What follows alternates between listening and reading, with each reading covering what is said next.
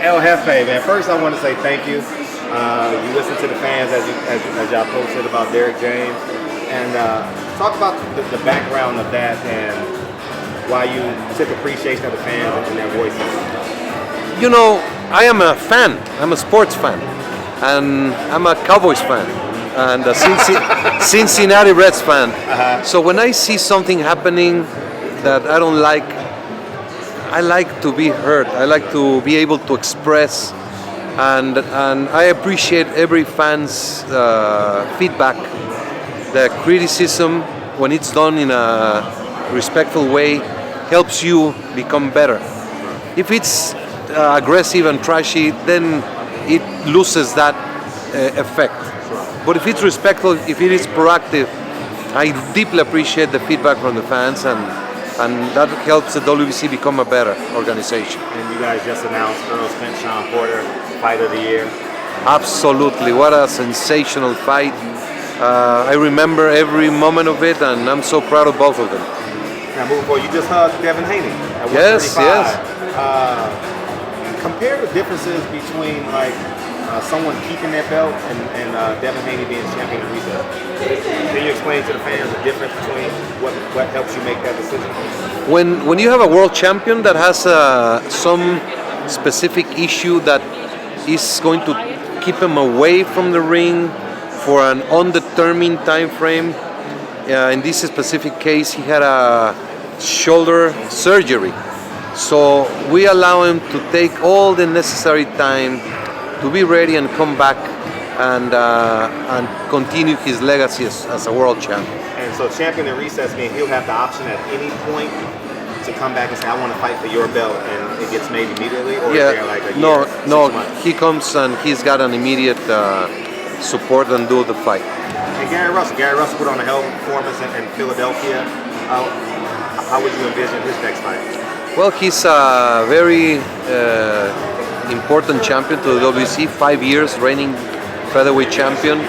He needs to be more active, and I hope that he gets in the ring as soon as possible and continue to make us proud. Now, Dillian White was just reinstated. Does his year start February 2021 to February 2022?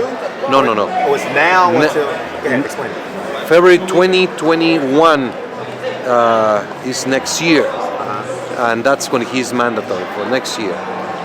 So it has to be fulfilled by February 21st, 2021? It's a date. It's a date that the mandatory is due, and it's just it ends at that day, the or time it starts frame. at that day? I don't know. No, ends. So Deontay Wilder will have to fulfill... He has a full year.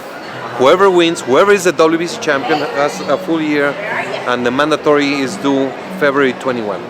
Take us behind the scenes with when belts unify. What's the conversation like between you and the WBA president? I just want fans to get your job, and I know you're a great ambassador for the sport of boxing, but what's the nuts and bolts of you as it relates to...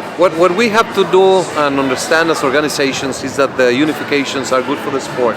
The fans want to see fight champion against champion, and we want to keep them to be unified and not lose the titles immediately. So the issue with the unification bouts and unified champions are the mandatory fights. If you have a champion with 3 belts and he has 3 mandatories, it's impossible to fulfill. So that's a matter we have to work together and try to find a solution for unified champions. The appointment of ring officials, a few rules that are different, those things are the ones that are discussed. How does, I know it's not your belt, how can you advocate for Anthony Joshua to keep his WBO belt? They say he might lose it. How can you advocate? I'm not saying it's your obligation, but how can you advocate so we can get one goddamn champion? I don't know. That's what I'm telling you. Each organization has their own rules, their own protocols, their own agendas. I don't know what's the case for Joshua and IBF, WBO, WBA mandatories that he has. So I am not sure what the solution would be for them. Any word on Canelo and Lomachenko fight? When got any dates for that? Is that finalized May 2nd, Canelo? I believe Canelo fighting, both of them should be fighting in May. Oh, okay. Both in America?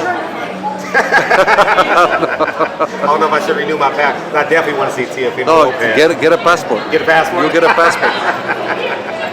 And Mikey Garcia next week is fighting for your diamond belt. Yes, we What goes into the decision for that? both are great champions, very dear ambassadors of the WBC with the kids, and they requested the diamond belt to be awarded to the winner as a special trophy to dignify a fight between champions. So I'm very proud and very happy that this is happening. Is it public information, sanctioning fees and all that? Is there a barometer or is it just individual belts, individual fights, excuse me? No, it all depends on the purses of the fighters. There's a scale for the promoters and the 3% sanction fee on the fighters 3% sanction, okay. with a cap. So you get 3% from the governing body, like the promoter and the fighter, or is it just the fighter itself? How much do you make? A year? Yeah. Probably about just over $1 million. And how do you make that million? Now I'm interviewing you. Okay, no, as you should, as you should. But I'm pretty honest because all my information is public because I own property. You can just dig into me. Our information is public and anyone can dig into it. I'm asking for the fans. I'm not asking for me. That's what I'm asking. What they must know better instead of how much, it's percentage-wise, not how much. Where the money is going. The money is going to UCLA brain research programs. The money is going to social responsibility programs. The money is going to boxers in need, amateur, professionals, and retired fighters. The money is going to medical research, to ring officials training, to the operation of a 50 staff office in Mexico City, office in LA, in Phoenix, in Miami, Spain. So I would love anyone to ask and we'll give them a specific response because that's what we pride. No money goes in our pockets, it goes everywhere. I'll be first to bat for you, 1,000% when someone say WBC isn't in the community. You know, Chico went to Houston with us and he gave back. People were astonished. They touched the WBC belt. It was just an amazing accomplishment and I think it served well for the community. So I'll be first to bat to say, y'all in the communities, y'all in the hospitals, y'all advocated 1,000%. My final question, I know you want to get out of here. Deontay Wilder. I had a great conversation with Deontay Wilder and actually saw the book that you gave him of the pictures. Yeah, with the Pope. And the Pope. How did that come to about? How did that? Because he's a real hard person to get a hold of, man. Well, the WBC is fortunate to be running the boxing program for Pope Francis Foundation.